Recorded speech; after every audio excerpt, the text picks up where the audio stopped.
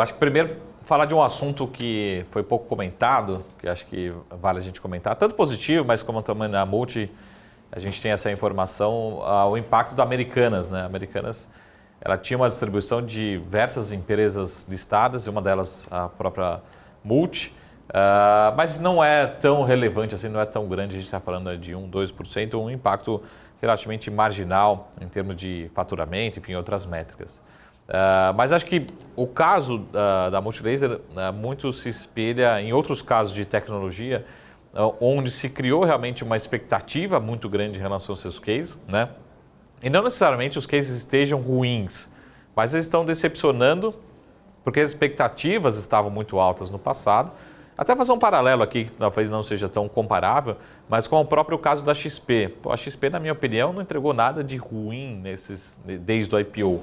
Mas tinha uma expectativa tão alta, mas tão forte, que talvez nós estivéssemos precificando algo que não fosse de fato acontecer, entregando múltiplos muito altos num horizonte, né, muito longo, né, ou seja, uma perpetuidade de crescimento muito forte.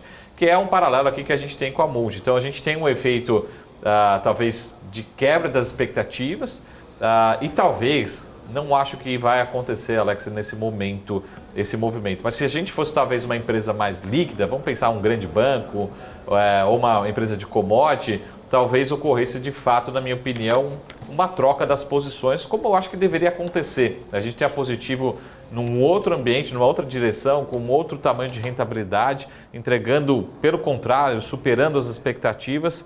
Então, se a gente estivesse falando realmente de ações mais líquidas, que não ocorre no caso das small caps, eu acho que o investidor institucional estaria nesse momento fazendo essa troca de posições, tá? Talvez pode até estar acontecendo, né? Ou seja, muita gente que está olhando para os resultados da Multilaser, olhando para o gráfico em bolsa, ou reduzindo sua posição, ou até fazendo aqui alguma zeragem de posição no institucional, tá? Então, realmente foi muito forte, né? As ações estão realmente desempenhando negativamente e, de novo, tudo mais constante, poderia acontecer essa troca. Mas eu não acho que numa small cap ocorra, pelo menos no curto prazo, tá? essa posição. Mas realmente mostra realmente que a execução, né, tanto da Positivo em relação à Multilaser, está completamente diferente e merece, né, novos olhares, mereceria um prêmio em relação a outras companhias listadas, né? Então, um investidor, por ser small cap, acho que faz trabalho ao longo do tempo, mas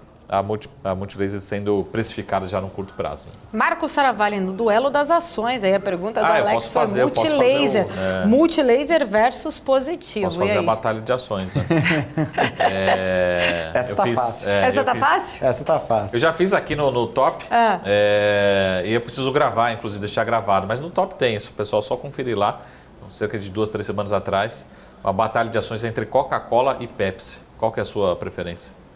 Só em termos de ação ou em termos do produto? Vai de tudo. Produto presencial. Nenhum, porque eu não vejo. Um dos dois, tem que escolher um dos dois. Pela força da marca. Alex André também.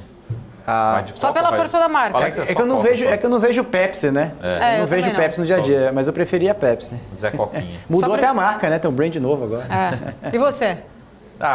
Eu sou muito mais Pepsi, né? Se a gente olhar para os resultados... Até nisso, Paulo, sou igual ao Saravalli. Olhando para os resultados, a Pepsi... Quando o investidor olha muito para a Coca tem mais de 60 anos que ela entrega dividendos crescentes. É absurdo, né, os números. E a Pepsi também tem feito muito isso, né? Só que a expansão de crescimento da Pepsi tem sido mais forte.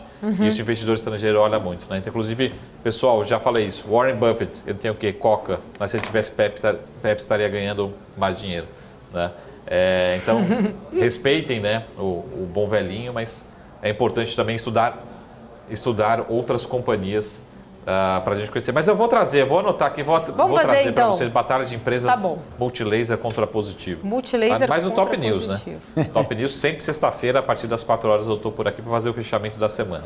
Maravilha. Bom, a gente está aqui quase na nossa reta final, 1 minutinho para o encerramento. Olha aqui, os 3 agora. Vamos lá, né? Eu quero o recado final para hoje, Marco Saravalli. Recado final para hoje, para essa semana. Um recado super simples. O pessoal vai falar, pô, caramba, não acredito que você está falando isso. Mas lembre, pessoal, essa semana, fechamento de mês e fechamento de trimestre, né?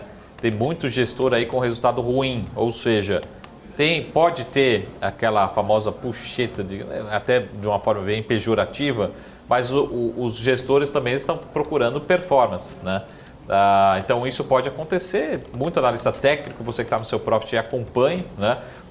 Isso aí não existe nenhuma manipulação de mercado, a única coisa é os gestores tentando entregar alguma performance para o seu fundo, para bater performance no curto prazo, tá? Isso lógico, tudo dentro do mercado da liquidez. Lógico, existe um ambiente também especulativo dentro desse movimento, mas lembre, fechamento de semana, fechamento de mês, fechamento de trimestre, isso é importante, já estamos terminando o primeiro trimestre. E eu particularmente, por incrível que pareça, né, eu acho que o mercado já está tão pessimista no Brasil, em todos os sentidos, esperamos talvez algum recado positivo do governo em relação ao arcabouço fiscal, né? Isso pode animar o mercado e dar espaço para o Banco Central reduzir os juros ainda nesse segundo semestre desse ano. Tá? Então, esperamos um copo meio cheio, um bom recado do governo em relação ao arcabouço fiscal. Então, esse é o recado para o curto prazo, para essa semana e para os próximos dias.